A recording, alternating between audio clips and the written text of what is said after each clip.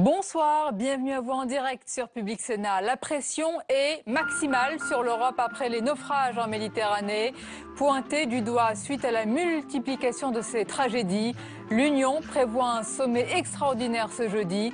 Et ce soir, les ministres européens ont présenté un plan précis assorti de plusieurs mesures d'urgence. Le défi est immense, les éléments de ce plan dans le journal. L'Europe, sommet d'agir donc, et qu'en pensent aussi les pays africains? Peut-on réellement imaginer une solution à ces drames sans la participation des pays du Sud? On en parle ce soir avec le président de la Fondation Africa France pour la croissance, Lionel Zinsou. C'est dans le grand décryptage du lundi. On attend vos réactions via le hashtag le 22h. Bachar al-Assad affirme qu'il y a des contacts mais pas de coopération entre les services de renseignement français et syriens. Interrogé par France 2, le président syrien évoque des échanges bilatéraux. Le Quai d'Orsay et la DGSE se refusent à tout commentaire sur ce sujet. Extrait de l'interview tout à l'heure. Enfin, c'est la petite phrase qui fait bondir les communistes. Lors de l'émission sur Canal+, François Hollande a comparé le discours de Marine Le Pen à un tract du PC des années 70. Les communistes voient rouge. Réaction à suivre.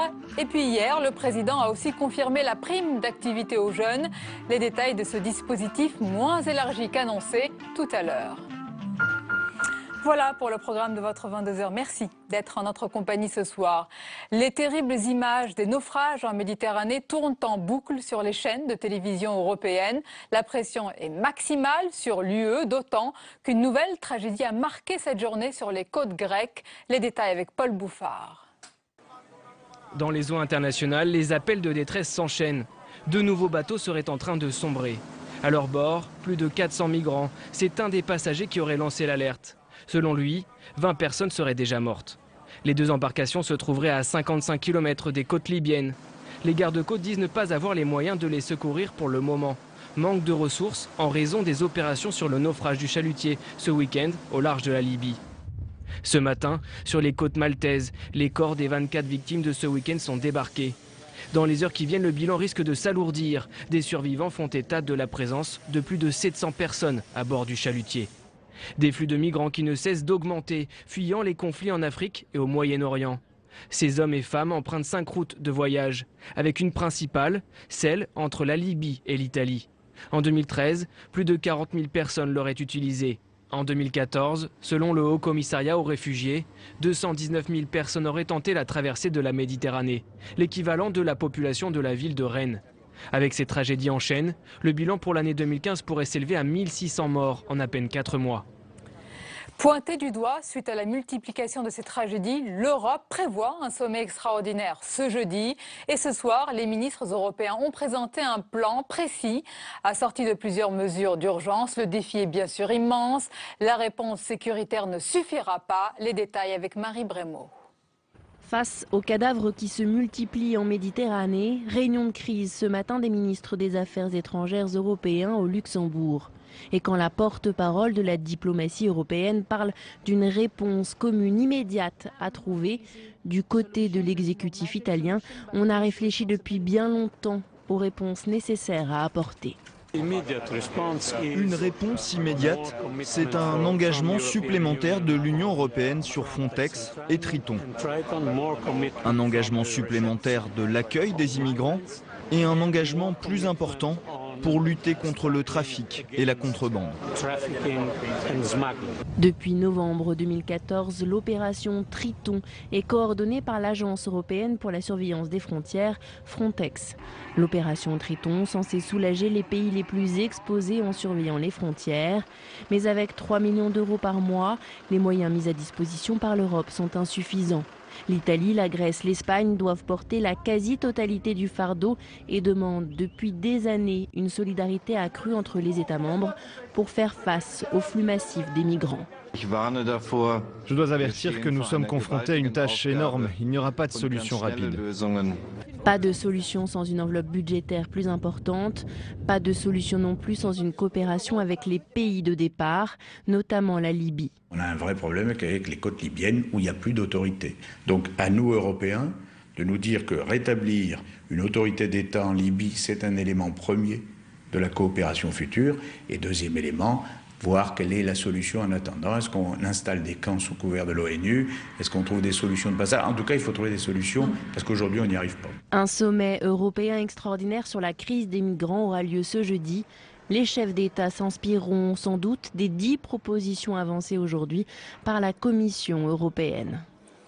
Et c'est l'un des pays dont sont originaires les migrants, la Syrie, dévastée par la guerre. Ce pays fournit un contingent conséquent d'hommes, de femmes et d'enfants cherchant à fuir les bombardements.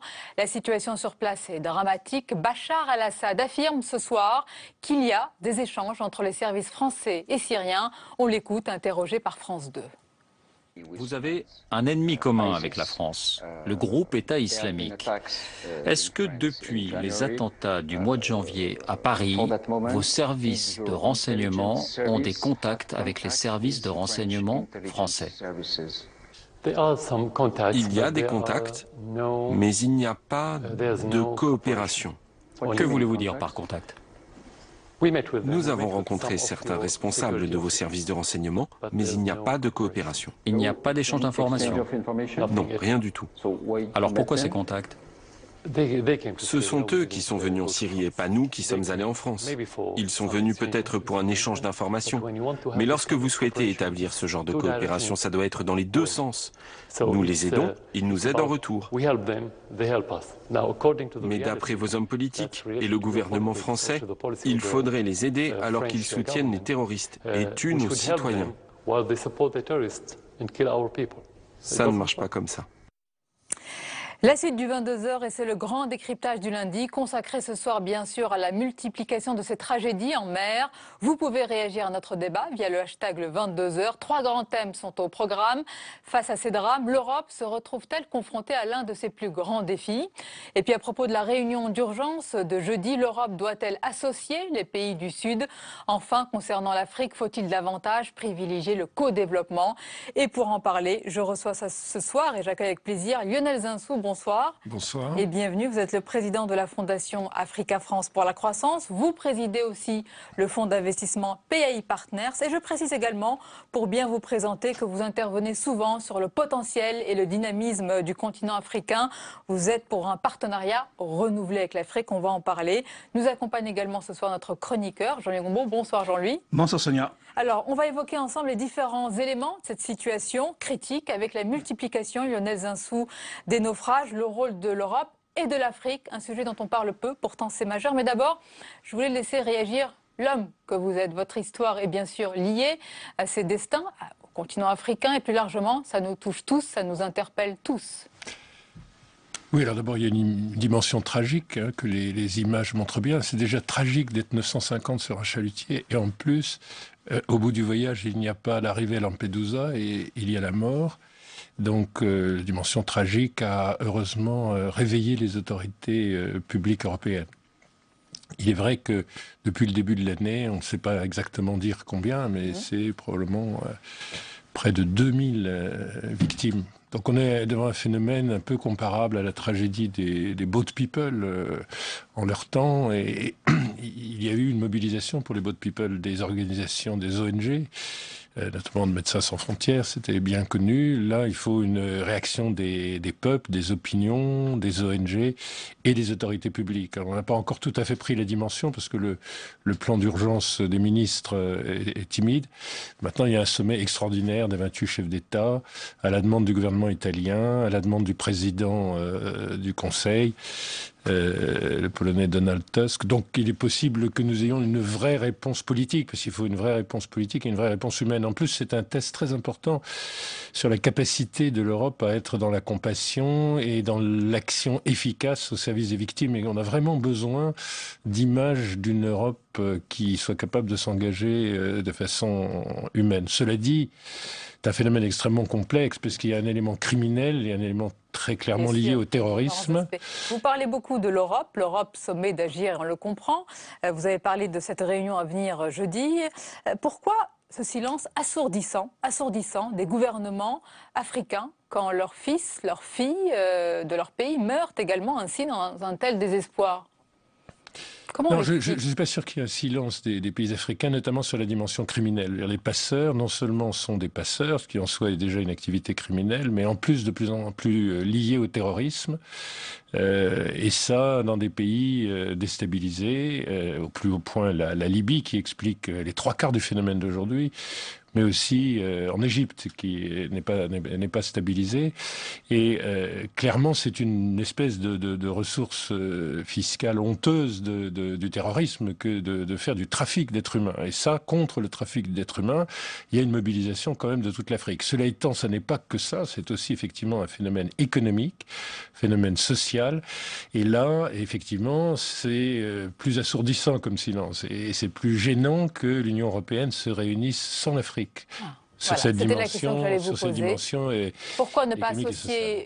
Tous les pays ne sont pas en état de déliquescence comme la Libye. Il y a l'Égypte quand même, il y a le Maroc, il y a la Tunisie, les pays. Oui, si vous voulez, la liste est très curieuse parce que le procureur de la République italien a donné une liste par nationalité sur le dernier naufrage. Et alors, évidemment, quand il s'agit de la Somalie, de l'Érythrée, de la Syrie, de la Libye et de l'Égypte, citoyens de ces pays fuient une situation de guerre civile, de chaos, d'absence de l'État. Mais il y a des choses plus surprenantes. Il y a des Algériens, alors même que l'Algérie est un grand pays producteur d'hydrocarbures et au fond qui a une croissance. Mais où vont les richesses de ce pays? Mais il y a le Sénégal, mais il y a le Ghana qui fait figure de modèle en Afrique de l'Ouest, mais il y a la Zambie, c'est-à-dire des gens qui ont fait 5000 kilomètres pour parvenir jusqu'au port, qui est une espèce de port du non-retour. Et ça, c'est un phénomène beaucoup plus complexe à expliquer. Et là, on ne peut quand même travailler qu'avec les gouvernements concernés, parce que la misère n'explique pas tout. Il n'est pas complètement impossible qu'il y ait chez les migrants, comme à toute période de l'histoire, qui prennent des risques considérables. Des gens qui cherchent au fond une amélioration de leurs conditions et qui sont parmi les plus entreprenants. C'est-à-dire que non seulement on perd des gens en fuite, mais on perd des gens qui, s'ils étaient restés chez eux, eussent été des vraies ressources de leur pays. Et là, on ne peut pas éviter de dialoguer avec les pays d'origine. Jean-Louis Gombault, c'est vrai que cette réunion de jeudi qui réunit, et c'est normal, les différents participants européens, eh bien, à la table seront absents presque les principaux concernés également. C'est-à-dire les principaux chefs d'État concernés. M. Zansou disait tout à l'heure, juste à l'instant, et puis de la Zambie, vous parliez du Sénégal, etc. Il faut voir que la première migration africaine, elle est interafricaine. Donc ce sont des gens qui se promènent dans l'Afrique. Moi, j'ai rencontré au Kenya des Sénégalais qui immigraient vers le Kenya. Et donc, ce sont des migrants à l'intérieur du continent africain et qui, au bout du bout, finissent par traverser tout le continent, pratiquement, et se retrouvent sur les bords de la Méditerranée. Alors, effectivement, j'ignore la raison pour laquelle, même diplomatique, politique, cette absence des chefs d'État, au moins d'un certain nombre, chefs d'État à cette réunion. Sans doute, l'Europe veut-elle avoir d'abord sa politique par rapport à ça, et ensuite en discuter avec les pays africains. Cette politique, à mon sens, c'est difficile parce que vous parliez de défis. En fait, l'Europe est confrontée à deux défis. Le défi économique, la stagnation, la zéro croissance, et pour l'instant, ce qui n'est, à mon sens, qu'un défi humanitaire. Pour l'instant, ce n'est qu'un défi humanitaire, ces migrants qui arrivent, qui traversent la Méditerranée pour venir chez nous. C'est-à-dire 200 000 par an. Nous sommes dans des quantités, au niveau démographique, très, très, très faible, très faible. Donc, mais ce que l'on remarque, c'est la croissance, pas exponentielle, mais extrêmement rapide. Et donc, on peut se retrouver dans quelques années devant, là, non plus seulement un défi humanitaire, mais il faut se préparer à un autre type de défi qui sera un défi économique important. Et je pense que l'Europe ne se prépare pas à cela. C'est-à-dire que qu'est-ce qu'on fait si on arrive, par exemple, à 1 million par an? Là, on est passé d'une centaine dans les années de 2000, à peu près 40 000. Maintenant, on est à 200 000. Et donc là, ça va changer complètement la donne. Oui, mais je ne crois pas qu'on aille vers un phénomène économique de fuite, parce qu'il y aurait la misère en Afrique et l'attraction de l'Europe qui représenterait la possibilité d'une croissance et donc de trouver un emploi et un avenir. Tout le monde, avec les réseaux sociaux, au fond de l'Afrique, tout le monde sait que l'Europe a des problèmes de chômage, des problèmes d'emploi des jeunes, et donc je ne pense pas qu'il y ait cette attraction. Là, on est devant une situation d'urgence. Vous avez des États en décomposition. Donc la première action, c'est une action de paix et de sécurité. D'ailleurs, l'Europe et la communauté internationale ne sont pas complètement absentes d'essayer de trouver une solution en Libye. C'est vrai que si la Libye est dans le chaos, on a des risques très importants. Donc pour l'instant, c'est une situation, comme vous dites, humanitaire. C'est une situation d'urgence. L'Afrique, aujourd'hui, crée plus de valeur, de croissance et d'emploi que l'Europe. Simplement, je ne suis pas sûr qu'on le sache si bien que ça en Afrique. C'est pour ça qu'il faut travailler avec les gouvernements africains pour expliquer combien il y a de raisons, non seulement de rester en Afrique, mais même de revenir vers l'Afrique pour de nombreux migrants. Et d'ailleurs, vous avez dans les élites scientifiques un retour important vers l'Afrique. Mais ça n'est pas quelque chose qui est diffusé de façon populaire. Vous êtes un défenseur fervent, un promoteur du continent africain qui se développe, maître de son destin. Ces images, malheureusement, montrent encore que quand même, même s'il y a dans certains pays une croissance, même s'il y a un développement, même s'il y a des richesses, elles sont captées, et on le dit encore et encore, par certaines personnes, par les gouvernements. Elles vont dans d'autres mains, ce qui explique que dans des pays qu'on peut citer en exemple avec une forte croissance, et bien dans ces pays, il y a également des migrants qui partent. Écoutez, il faut quand même retraiter les chiffres de l'aspect criminel, des trafiquants d'êtres humains. Il faut les retraiter de l'aspect immédiatement humanitaire. Il faut les retraiter de la demande d'asile. Il faut les retraiter de la guerre. Et on arrive à quelque chose qui est une minorité des migrants qui migrent pour des raisons économiques. Après, il faut que les États africains arrivent à expliquer que ça n'est pas une solution, même si c'est parfois une tradition, parce qu'il y a des communautés dans certains pays, c'est un peu l'exception, mais qui considèrent que le voyage initiatique est nécessaire. Et donc ça n'est pas fuir la misère, c'est s'affirmer, c'est passer à l'âge adulte. Bon. Et ça, franchement, c'est des choses sur lesquelles il faut travailler en profondeur, parce que l'Afrique a besoin de tous ces hommes. Mais vous avez raison, l'Afrique a quand même des problèmes particuliers, elle est en forte croissance. Je ne crois pas que cette croissance soit captée ou capturée dans des inégalités si fortes, parce que sinon on ne verrait pas tous les indicateurs sociaux s'améliorer. Ils s'améliorent sur la nutrition, ils s'améliorent sur la mortalité infantile, sur la santé. Donc non, c'est pas une croissance dont les populations seraient toutes privées. En revanche, c'est une croissance qui n'arrive pas devant la croissance démographique à créer suffisamment d'emplois. Quand vous devez créer 10 à 12 millions d'emplois pour une classe d'âge qui arrive à l'âge du travail, vous avez un problème d'intensité en travail de cette croissance. Nous avons une croissance en Afrique qui est très fortement intensive en capital, diraient les économistes. C'est-à-dire, il faut dépenser pour l'énergie, il faut dépenser pour l'agriculture, il faut dépenser pour l'eau, il faut dépenser pour les infrastructures. Tout ça, c'est beaucoup de capital et c'est peu de contenu en emploi. Et donc, on a un problème d'accès des jeunes au travail qui est réel. Et on a un deuxième problème, c'est que, oui, il y a de plus en plus de gens qui vivent dignement. On estime qu'il y a 600 millions de gens qui sont au-dessus du seuil de pauvreté en Afrique. Je vous rappelle qu'à l'indépendance, en Afrique, il y avait à peu près 300 millions d'habitants dans les années 60.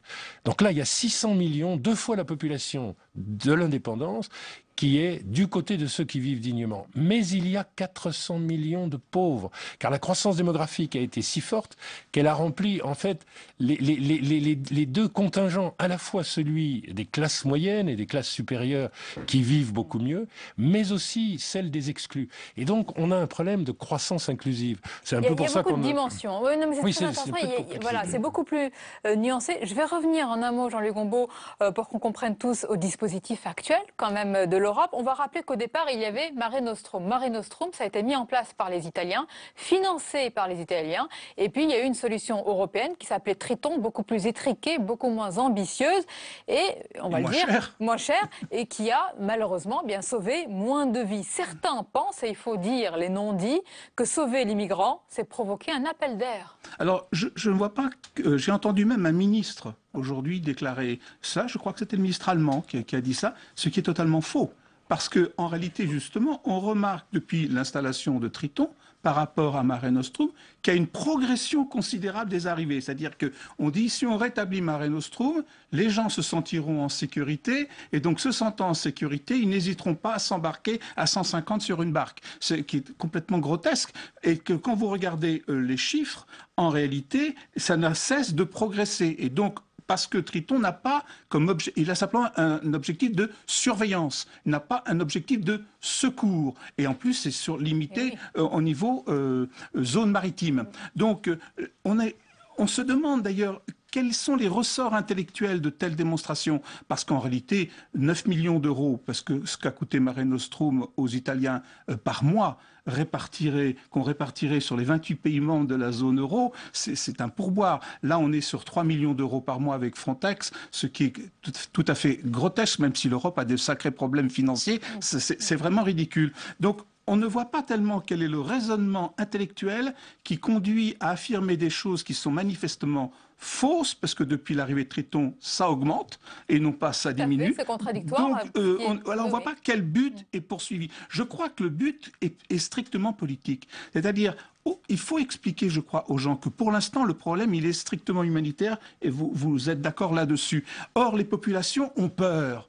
On est dans un problème et donc on est dans une situation un peu démagogique où on veut rassurer les gens en disant on ne fait rien qui puisse les inciter à arriver. Mais même si ça ne couvre aucune réalité pour tranquilliser les gens. Mais il y a une question de valeur, si vous voulez. On ne peut pas laisser l'Europe dans des raisonnements pareils. Ça avait été aussi un raisonnement britannique. La Grande-Bretagne avait officiellement comme position qu'il fallait arrêter les secours de façon à arrêter les départs. Et en effet, ça n'arrête pas les départs, mais ça augmente les morts. Là, vraiment, il y a une question de valeur. S'il n'y a pas une mobilisation portée par l'opinion publique, de tous les politiques, mais à quoi sert l'Europe en termes de valeur? Si c'est pour se protéger en laissant les populations qui cherchent du secours et de l'asile. L'asile, c'est garanti par tous les traités du monde.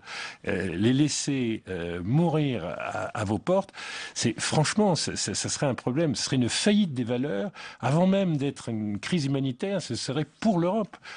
Franchement, un cas de perdition. Vous perdez moralement. Perdition, c'est-à-dire qu'on arrive, Jean-Luc Gombault, à un moment critique. On a souvent parlé de l'Europe économique, est-ce qu'elle existe, de l'Europe militaire, de l'Europe de la défense, et là, l'Europe des droits de l'homme, en fait. Elle ne se retrouverait pas sur des valeurs fondamentales. Et je pense que exactement, et je pense que ça a parce que personne ne parle de l'opinion publique africaine. Mais je pense qu'en Afrique, ceci doit être reçu comme une insulte, parce que effectivement, laisser se noyer des gens comme cela, ça doit être proprement insupportable pour des gens dont quand même on a besoin pour faire un développement économique dont vous avez dit quelques mots à l'instant. Et j'appelle votre attention sur le fait que l'Afrique est terre d'accueil. Aujourd'hui, il y a 1,5 million de citoyens chinois en Afrique. Ça pose parfois des petits problèmes de tension. Il y a près de 300 000 Français. Il n'y a aucune difficulté à l'accueil et à l'installation. Donc il faut regarder les éléments en symétrie. Vous avez tout à fait raison de dire que l'opinion, elle est attachée à une image de l'Europe. C'est une image des valeurs. Vous avez dit très bien que c'est tout à fait dans les moyens économiques.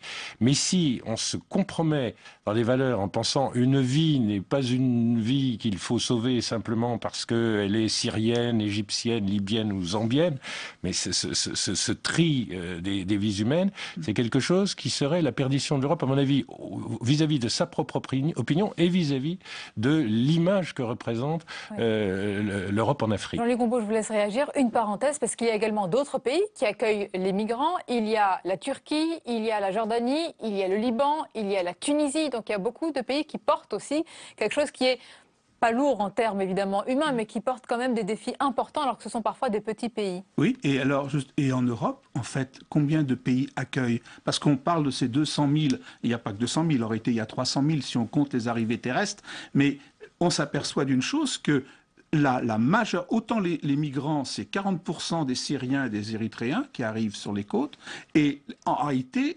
50% des demandes d'asile acceptées sont dans deux pays, la Suède et l'Allemagne. Oui. Et donc le problème quand même, j'aime pas tellement ce mot de répartition parce que on va dire c'est un mot un peu compliqué, mais en réalité il y a un problème de responsabilité des 28 pays membres. J'ai entendu le ministre des Affaires européennes français disant il faut augmenter vers l'est de l'Europe. Je trouve ça un petit peu... On va écouter, il y a eu un rassemblement aujourd'hui à Paris, place de la République, de plusieurs personnes, de plusieurs associations, dont Amnesty International, et écoutez ce que dit Amnesty International de cette situation. Donc ce que nous demandons aujourd'hui, c'est d'arrêter de regarder ailleurs. C'est caractérisé par une approche de non-assistance à personne en danger. Et il faut impérativement que les gouvernements européens montent une opération de sauvetage pour permettre d'arrêter ce massacre en Méditerranée. Ça rejoint ce que vous disiez, Lionel Zinsou, non-assistance à personne en danger. Absolument, et risque de perdition de l'Europe. Mais tous les pays ne se valent pas tout à fait en Europe. Alors en effet, il y a les pays scandinaves qui sont plus généreux dans l'accueil. Il y a des pays qui, comme l'Allemagne, d'ailleurs, ont quand même une politique d'acceptation de l'immigration parce qu'ils souhaitent aller contre leur déclin démographique. Mais il y a aussi les gens qui agissent en amont. La France, dans ses efforts de paix et de sécurité, parmi les Européens, quand elle est dans ses efforts de paix et de sécurité en Afrique, n'est pas suivie par grand monde. Elle finance un effort qui consiste à essayer de stabiliser le Mali. Oui, elle est seule en première ligne et elle est rarement rejointe une fois que les événements sont apaisés. Elle est seule en première ligne au Mali, elle est seule en première ligne en Centrafrique.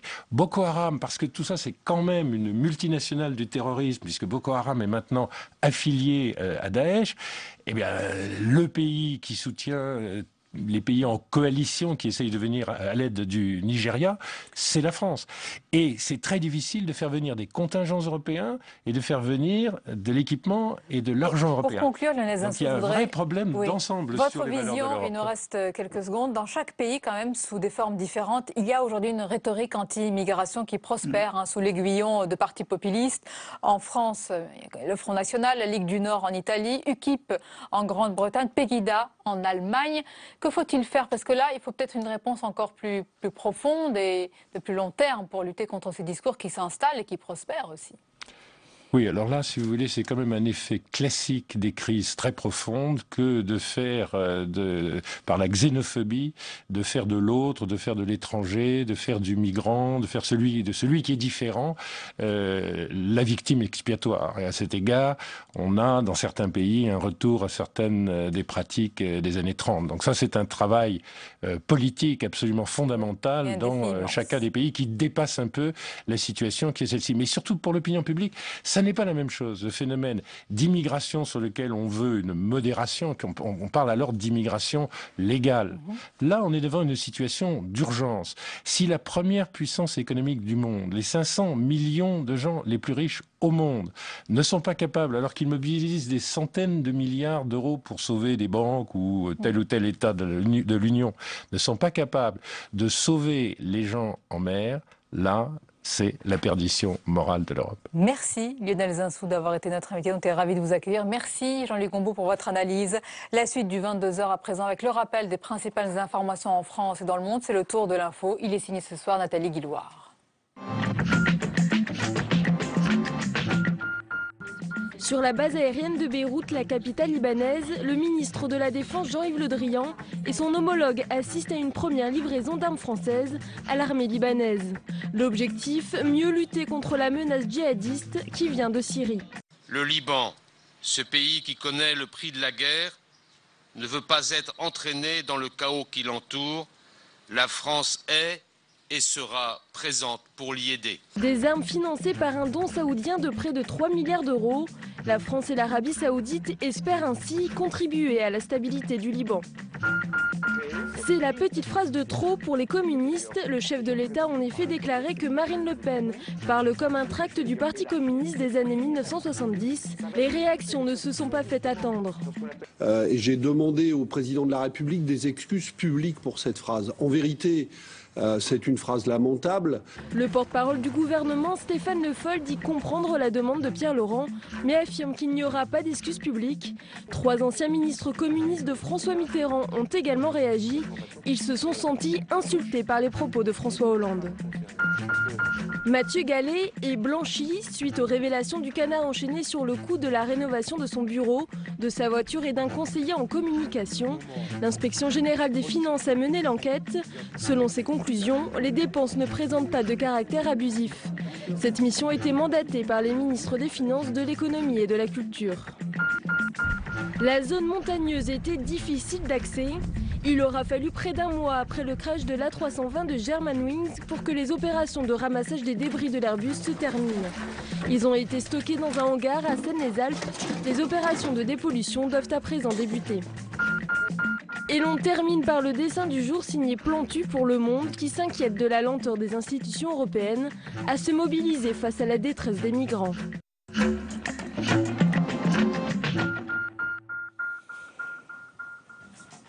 Et on arrive à la fin de ce journal. Merci de votre fidélité. On va se quitter en musique avec l'idole des années 60, bien sûr, et des yéyés, Richard Anthony, décédé à l'âge de 77 ans. L'homme aux plus de 50 millions de disques vendus. Belle et douce nuit à vous, à demain, avec plaisir. Depuis que tu es là, le ciel est plus clair. Il y a du soleil dans les rues, sur les toits. Le printemps est revenu avec toi. Et je t'aime toujours, mon amour.